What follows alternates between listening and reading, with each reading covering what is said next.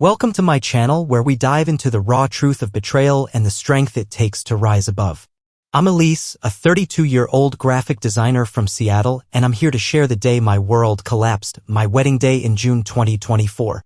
I'd envisioned a sunlit vineyard in Napa Valley, grapevines stretching endlessly, the air thick with lavender and love. I poured my soul into every detail, even flying my family from Chicago, my parents, my brother Marcus, and his wife, Tara. I drained my savings for their tickets, hotel, and outfits just to have them there. But when the music started, their chairs were empty. My mom's voice crackled through the phone later. We couldn't miss Tara's book club meeting she was hosting. My dad laughed, "Catch you at the next one, kid." I stood in my lace gown, bouquet trembling, their absence crushing me. They'd regret that choice, I'd make sure of it. I was always the shadow in our family. Marcus was the golden child, charismatic, athletic, untouchable. I was the quiet artist, sketching in corners, never bright enough for my parents' attention. I thought my wedding would change that. I booked a charming vineyard venue a year early with a wooden arch draped in white roses that glowed in the golden hour. I spent nights designing invitations, each one a piece of my heart. I even chose a menu with Marcus's favorite dessert, chocolate lava cake, hoping he'd smile, hoping they'd see me. I told myself, this is my moment. I didn't know I wasn't even on their radar. The wedding morning, I woke at dawn, nerves and hope fluttering in my stomach. My best friend, Nadia, who'd flown from New York on her own dime, was there, sipping coffee in her pajamas, her presence a quiet comfort. "They'll be here soon," I kept saying, refreshing my phone for their flight updates. It had landed at 9 a.m., plenty of time.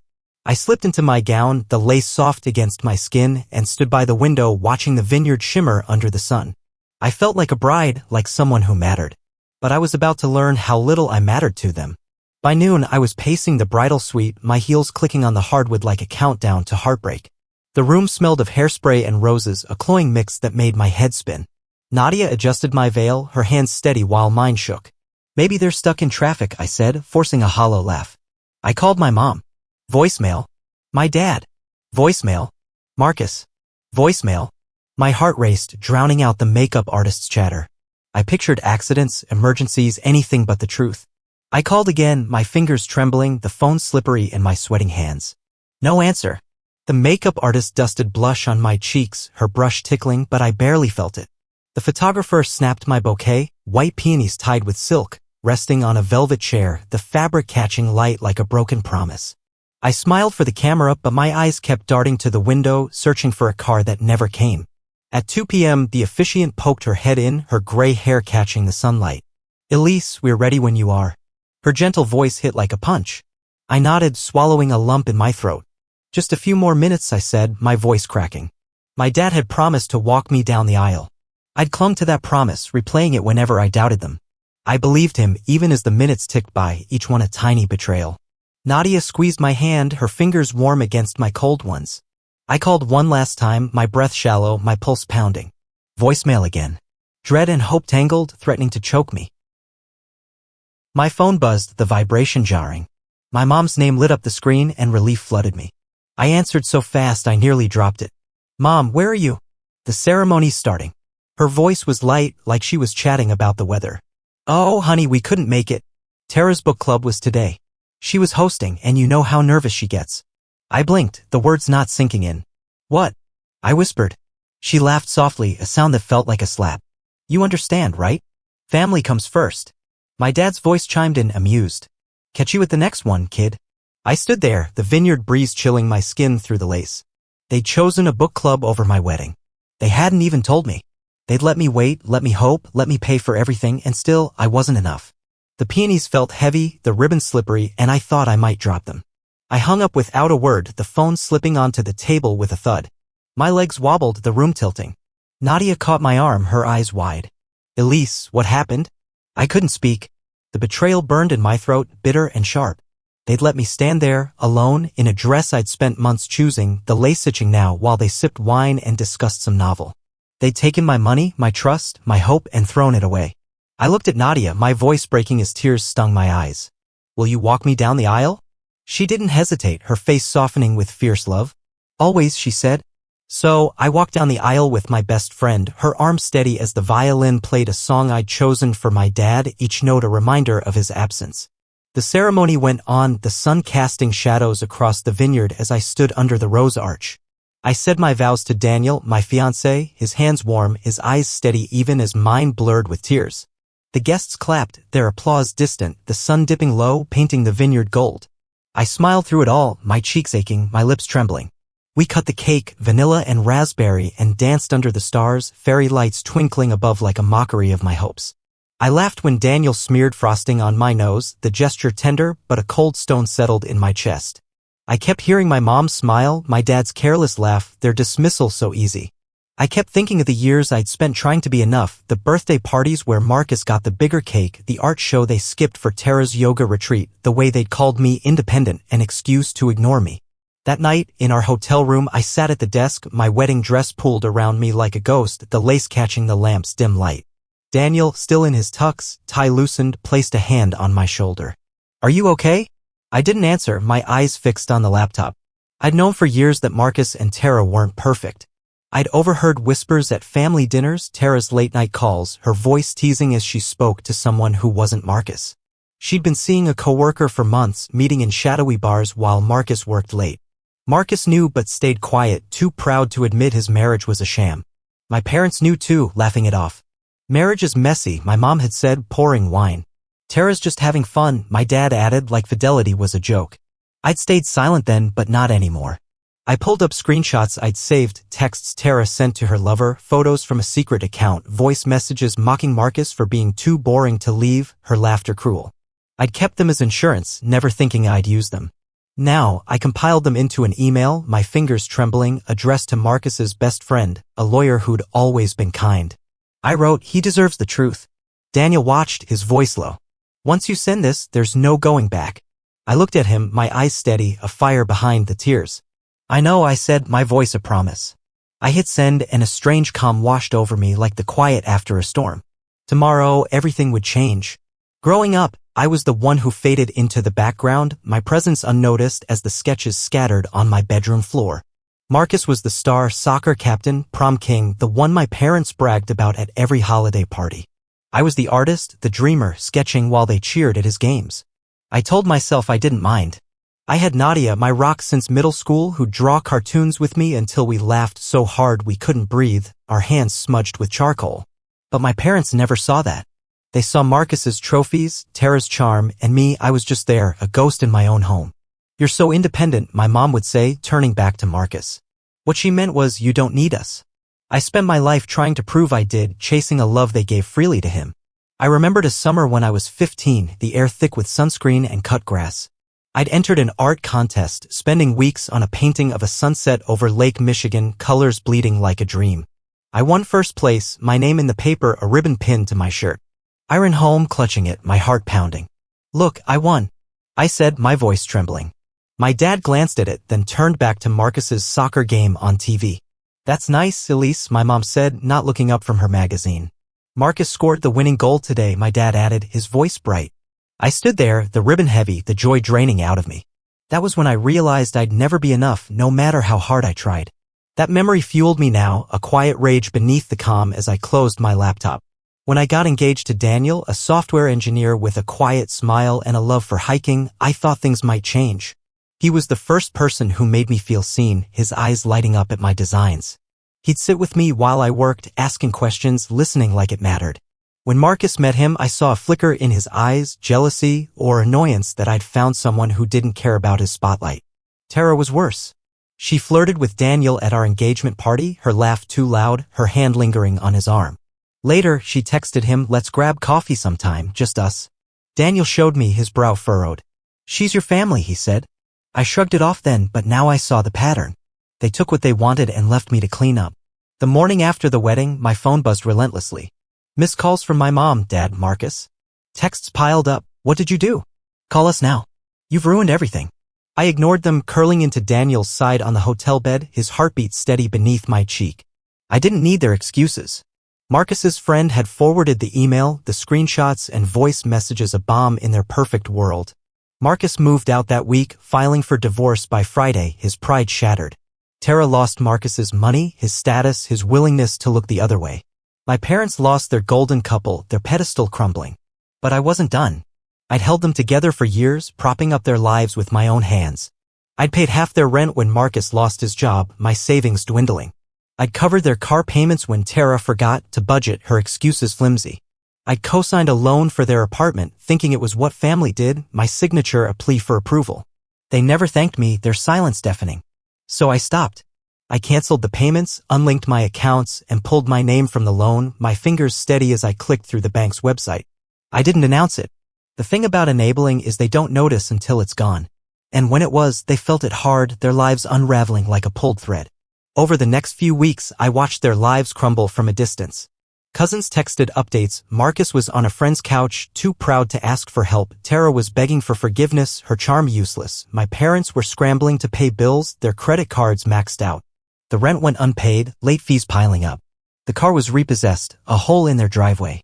Their social circle shrank, friends turning away from the drama. I didn't gloat. I was busy building something new, something they'd never touch. But I wondered, had I gone too far? Or had they pushed me to this with years of neglect? I'd love to hear your thoughts. Have you ever cut ties with family to save yourself? Drop a comment below, I'm reading every one. The grief hit in waves, sharp and unexpected, like stepping on glass in the dark. I'd be washing dishes, soapy water warm, and remember my dad's kid, his voice warm before Marcus took center stage. Or I'd smell chocolate lava cake and think of the dessert I'd chosen for him, hoping he'd see me. I'd wanted their love so badly, my heart a fragile thing I'd offered again and again. But love isn't a transaction, a bargain you strike with your worth. I learned that the hard way, the lesson carved into me with every missed call, every empty chair. Some nights, I'd sit on our balcony, Seattle's lights a constellation below, and cry. Not for them, but for the girl who kept hoping they'd change. A month after the wedding, I found out I was pregnant. The discovery a quiet earthquake. I was in the bathroom, the stick trembling, 2 pink lines staring back like a secret. My heart raced, fear and joy mixing. My breath shallow as I pressed a hand to my stomach. I told Daniel and he pulled me close, his voice steady. We've got this, he said.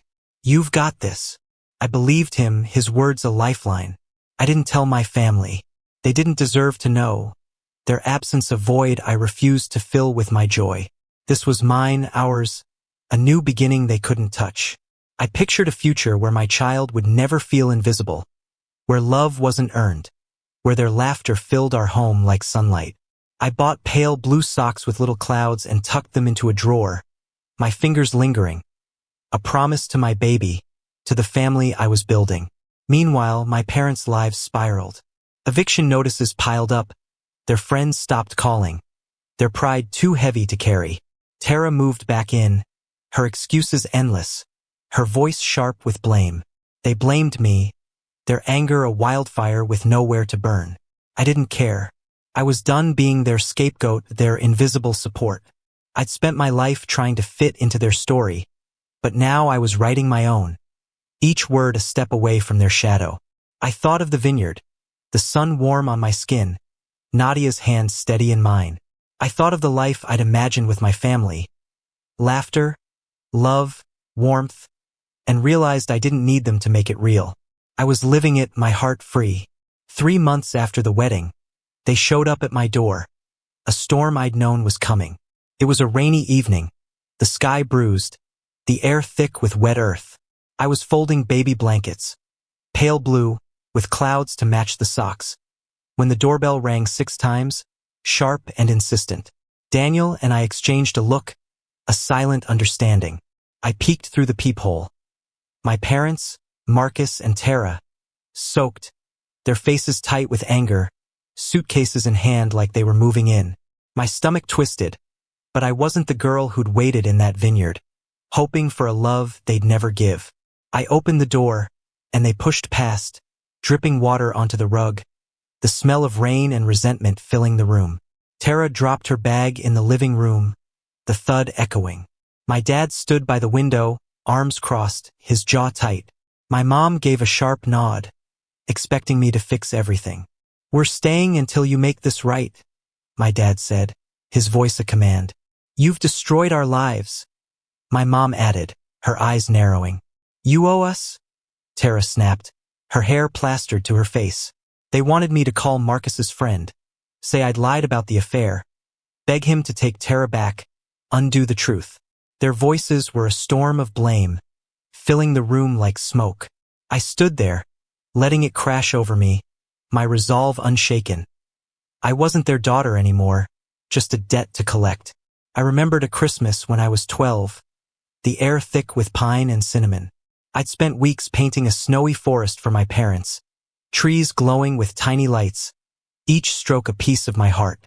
I'd wrapped it in red paper, my chest tight with hope. They barely looked at it, their smiles vague.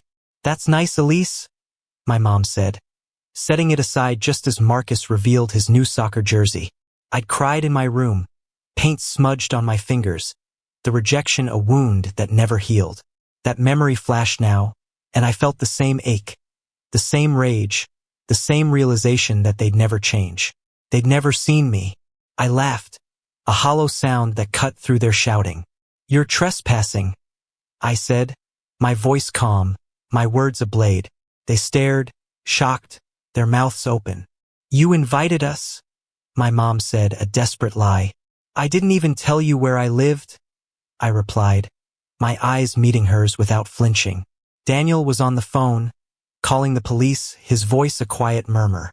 My dad stepped closer, his face red, his hands clenched. "You don't call the cops on family." I smiled, thin and sharp. "Funny. I thought family showed up for your wedding." The silence was heavy, ugly, a weight pressing down. For the first time, I saw fear in their eyes, real fear, the kind that comes from losing something you can't get back. The police arrived 20 minutes later, two officers with calm voices and clipboards, their uniforms crisp against the chaos. I handed over my ID, showed the lease with just my name and Daniel's, my voice clear. The officers asked my family to leave, their voices firm but polite. Tara screamed, calling me heartless, her face contorted. My mom cried, her sobs loud and performative. My dad muttered threats, his eyes dark. But they left, dragging their wet bags into the rain, their pride as soaked as their clothes. I shut the door, my knees weak, my breath shallow. Daniel sat beside me on the couch, his hand warm on mine. The baby kicked, a tiny flutter, a reminder of what mattered. This was my family now. We moved a month later to a small house outside Seattle where the air smelled like pine and the nights were quiet. We didn't tell anyone where we went. Nadia visited, bringing gifts for the baby, a stuffed bunny, a book of fairy tales, and we'd laugh about the old days, the dreams we'd had. I built the life I'd always wanted, the one my family could never give me. I heard through a cousin that my parents sold their house at a loss, that Marcus was working odd jobs, that Tara was couch surfing, still blaming me. I didn't reach out. They were a chapter I'd closed, a weight I'd let go. I still have those pale blue socks, tucked with the blankets, waiting for my baby's arrival. They're a symbol of what I've learned. Love isn't something you beg for, family isn't always blood, and you can build beauty from betrayal's ashes. My child will grow up knowing they're enough. They'll never know the people who made me feel small. And that feels like justice. Sometimes I wonder if I could have handled it differently if I'd confronted them sooner, forgiven them, let them stay. But then I think of the girl in that vineyard waiting for a family who never came, and I know I did what I had to. I chose myself. Now, I want to hear from you. What would you have done in my shoes? Share your story in the comments, and if you've ever rewritten your own ending, I'd love to know how. Don't miss the next story, hit subscribe and join me for more tales of betrayal and redemption on Cheating Stories Diary.